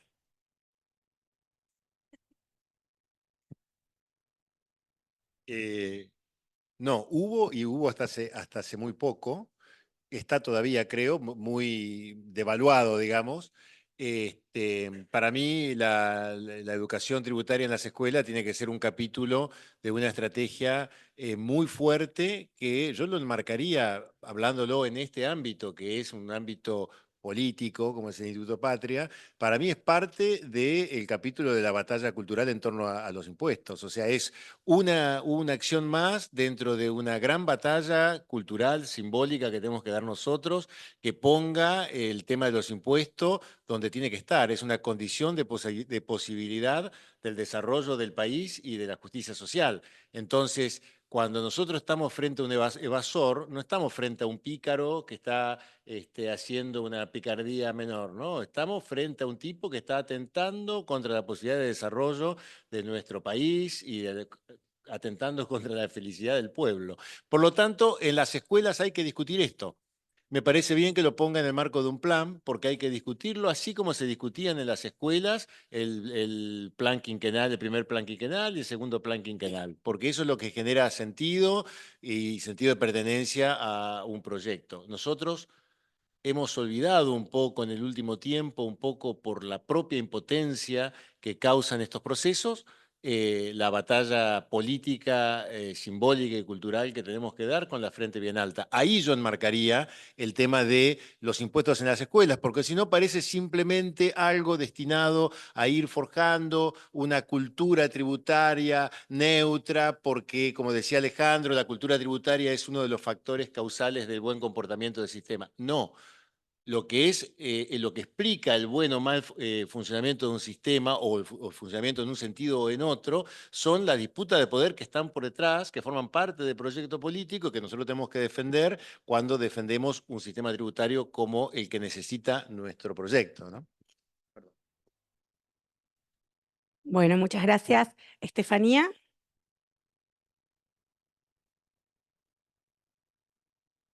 Bueno, voy con otra que dice, Alicia, esta es dirigida para Alejandro.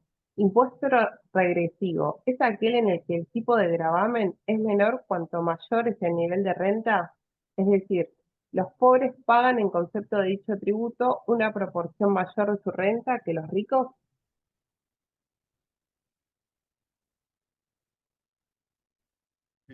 Sí, como si todos, sí. Es correcto. Es correcto y está mal. Y es justamente una de las cuestiones o sea, es correcto describir la realidad actual de la Argentina de ese modo. Esto viene de muy larga data, ha empeorado con el tiempo y es una de las cuestiones que debiera corregirse. Mire, aprovecho, digo, el tema de la presión tributaria en la Argentina es legítimo que se discuta. Yo soy de los que piensan que no es alta, pero bueno, cada cual viene con sus cuadritos, sus estadísticas, sus numeritos, sus comparaciones internacionales, nacionales y demás, y puede sostener que es alta o que es baja. Bárbaro. Ahora, no cabe duda, si uno pregunta, ¿pero para quién? En vez de hablarlo en términos generales y de promedio, ¿para quién es alta? En la Argentina no cabe duda desde hace muchos años que para los que tienen mayor capacidad contributiva, no solo no es alta, en algunos casos es nula. Es algo que está por fuera de esta mesa, es decir, no tributan sin evadir, sin eludir, sin entrar en mora y sin defraudar. No tributan porque la ley no los alcanza. O porque la ley les ha congelado un estadio, como decía Fecho antes, con las situaciones de estabilidad fiscal. Entonces, la pregunta es, ¿para quién? Bueno, en la Argentina, para los pobres, la presión tributaria es alta. Si yo le digo a un autónomo o le digo a un pequeño comerciante que la presión tributaria en la Argentina no es alta y me llena la cara de dedo, es muy entendible.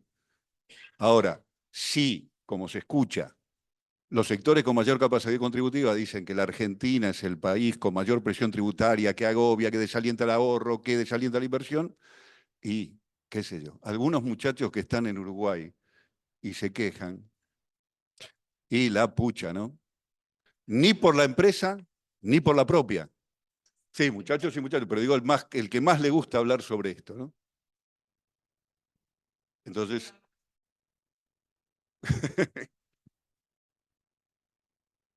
Fernando para Alfredo. ¿Qué tan viable es que los 1000 más ricos del país paguen un impuesto para cubrir la deuda con el FMI durante un plazo de 10 años? Un proyecto. Un proyecto de ley y se vote. Me parece que acá Jorge, Alejandro, como mínimo tienen más elementos para responder esa pregunta.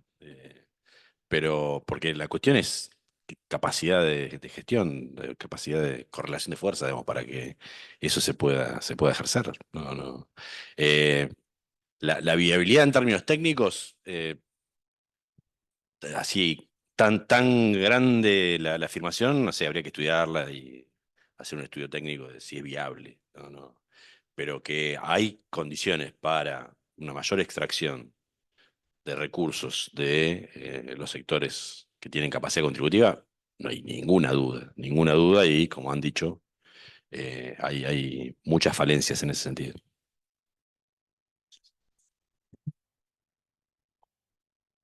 Estefanía. Bueno, leo una consulta que hay del chat de Alicia. Dice, muchos sabemos que si el incremento de la presión tributaria sobre el PBI en el presupuesto 2025 respecto del 2024, que ya significó un gran ajuste que recae en las partidas sociales, trayendo retracción de los índices de demanda en general. ¿A qué nivel se espera llegar en esa contracción de la demanda por el ajuste para el 2025?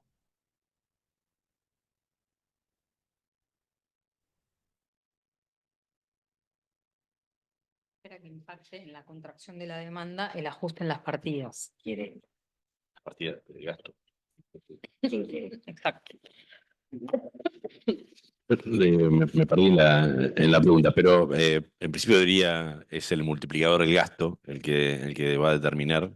El multiplicador del gasto funciona para arriba, pero también funciona para abajo, ¿no? Digo, si el gasto se ajusta, repercute en la actividad económica más que proporcionalmente, en función de ese multiplicador, ¿sí? El multiplicador del gasto keynesiano, el famoso multiplicador keynesiano, que es el que se calcula. Hay algunos cálculos de Argentina, no conozco ninguno que sea fiable totalmente, pero hay algunos estudios de cuánto sería eso. En principio sería 2 o 3 veces, digamos, ¿no? Por cada punto de reducción del gasto, la actividad se retraería entre 2 y 3 puntos. Sí, tengamos presente que una de las características de nuestro sistema tributario es la regresividad, se dijo. La otra es que es procíclico. ¿Qué quiere decir esto? Que va en el mismo sentido que el ciclo, la recaudación. Cuando el ciclo económico va al alza, la recaudación va al alza. Cuando el ciclo económico, como ahora, va a la retranca, la recaudación va a la retranca. ¿Por qué? Porque el 90% de la recaudación nacional el 90% de la recaudación nacional proviene del mercado interno. El 10%, 12% solo proviene, y esto desafía muchas veces el sentido común, porque por las cosas que se escuchan muchos piensan que estamos en el siglo XIX, donde el 90% provenía del comercio exterior, me refiero a los derechos de importación y exportación, mal llamadas retenciones. Hoy eso representa 10-12% dependiendo del año. A lo largo de todo este siglo nunca superó el 14% del total de recaudación. La recaudación del sistema tributario argentino, como la mayor parte de los sistemas tributarios del mundo modernos, provienen del desenvolvimiento del mercado interno. Por eso, deteriorar el mercado interno es lastimar la recaudación. Y es paradójico con alguien que se propone cerrar el déficit, porque ¿no? Los ingresos caen, por más que ajustes el gasto, los ingresos caen. Hola, la próxima para Virginia. ¿Por qué no se puede determinar el ACE de forma permanente? Uy, lo discutíamos el otro día.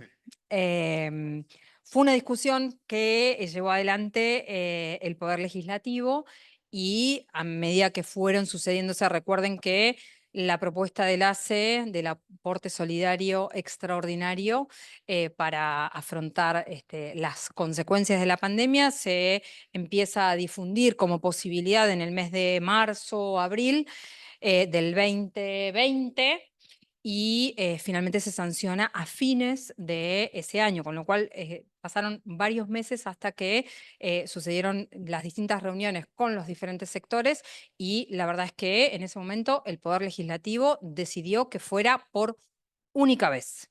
Ese fue, así se planteó en el texto de la ley y así lo hemos llevado adelante para su aplicación y así quedó vigente.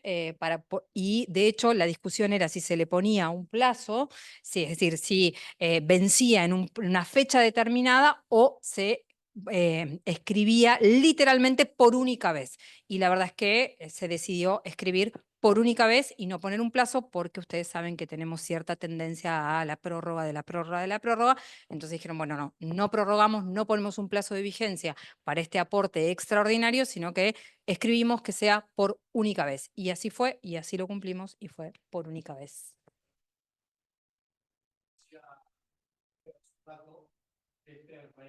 Que crearon ahora es una garantía contra futuros haces. Claro.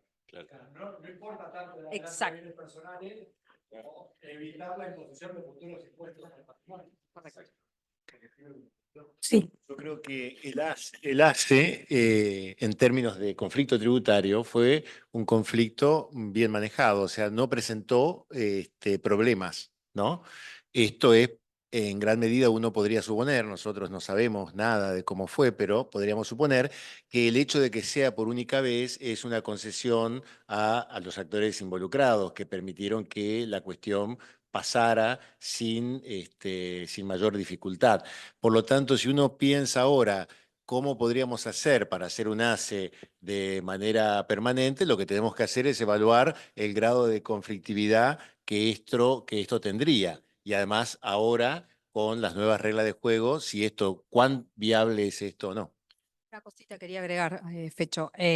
Recordemos que la iniciativa fue del diputado nacional Máximo Kirchner, que la llevó adelante también Carlos Heller como presidente de la Comisión de Presupuesto, lo cual, digamos, ayudó y mucho para que se fueran pudiendo dar cada una de las conversaciones en el sentido de materializar lo que efectivamente se estaba necesitando. Fue de vanguardia, digamos, la propuesta legislativa que llevaron ellos adelante. La verdad es que fue uno de los primeros países en Latinoamérica que plantea este aporte extraordinario y ahora hablamos de nosotros, fue una de las políticas implementadas desde el Poder Legislativo de mayor voltaje político de todo el gobierno del Frente de Todos, sin dudas, y lo podemos discutir hasta el hartazgo, vamos a ganar la discusión. En primer lugar, fue una de las medidas de mayor voltaje político. En segundo lugar, fue una medida coordinada con la administración tributaria, porque en el mismo año, y ahí tengo algunas caras conocidas, en el mismo año de que se iniciaron, digamos, todos los procedimientos administrativos y tributarios para poder llegar a la percepción y al cobro, que fue altamente voluntario, y lo dijimos hasta el cansancio, que fue voluntario en el mayor porcentaje de quienes estaban alcanzados por el aporte solidario. En el mes de noviembre, nosotros empezamos en el mes de abril con el procedimiento y en el mes de noviembre teníamos las determinaciones de oficialistas, cosa inédita en la administración tributaria de llegar en el mismo año fiscal con la determinación de oficialista, que es una cuestión absolutamente técnica, pero la verdad es que cuando hay voluntad política, hay coordinación, se implementan las medidas que la sociedad en su mayoría estaba esperando que sucedieran porque eran de verdad para paliar efectivamente y con una afectación específica como tenía el proyecto. La verdad es que es uno de los grandes ejemplos de que cuando hay voluntad política, coordinación y mucho compromiso y capacidad, se pueden llevar adelante grandes cosas. Dos perlitas del ACE. Una que se llama ACE, ¿sí? ¿No? Porque no fue declarado un impuesto, a tal punto que no está en la recaudación tributaria, es un recurso no tributario en términos de Administración Pública Nacional. Y la segunda perlita, que en el blanqueo le dedicaron un artículo. O sea, hay un artículo, al 27605, o sea que los que no llegaron a pagar por algún tipo de cuestión se pueden acoger al blanqueo con lo que no pagaron. Muchas gracias a los expositores principalmente, a los compañeros que estuvieron acá y están en Zoom, a todos los colaboradores. Y bueno, esto sigue. La semana que viene vamos a tener el viernes otra clase también de tributos, así que sigan acompañándonos con estas clases. Y bueno, muchas gracias a todos y a todas. Y de nuevo, muchas gracias por haberse tomado su tiempo y de acompañar con nosotros. Un abrazo.